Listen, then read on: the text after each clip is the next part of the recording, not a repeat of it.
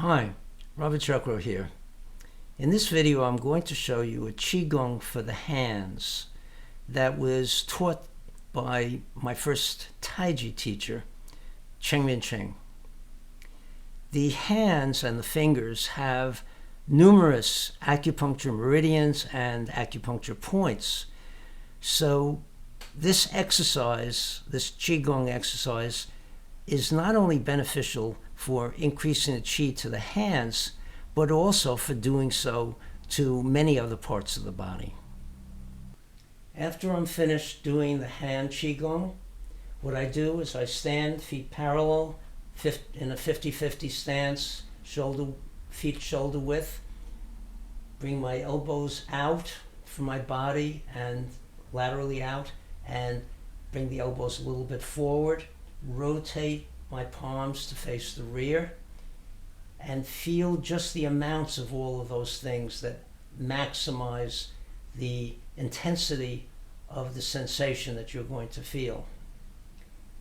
Next thing I do is open my chest this way and this way, open every part of my body, but especially the front.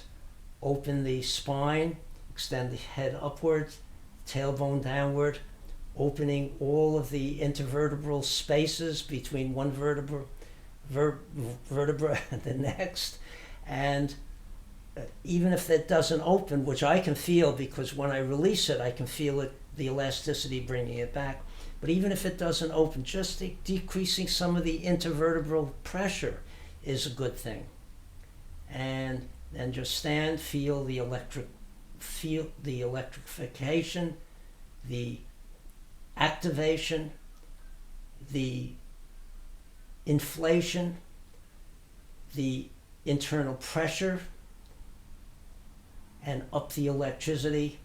Keep upping it through the nerves to all the parts of the arms and the chest and everywhere else actually. And just stand in this for a while, doing little experiments, changing things until you feel you've maximized the effect and dwelled in it for a while. And then when you're finished, don't just let it evaporate, but you can let it dissipate slowly and then go about your business.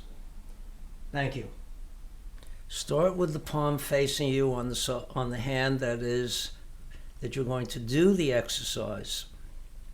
Take the other hand. I'm turning it over now to show you the placement. Thumb goes on the inside of the forearm, above the wrist. The forefinger goes on the outside of the forearm, above the wrist. And now with the hand facing you, squeeze a little bit, do it gently, come out. Then get the web of each hand touching, and with the forefinger on the outside of the hand and the thumb on the inside, draw out along the forefinger. Do the same with the third finger. Now you're going to turn the hand palm up, and with the thumb on the ball of the fourth finger and the forefinger on the fingernail, draw back in and come down to the wrist, and do the same with the fifth finger. That's one hand. Now you're going to do the same thing with the other hand.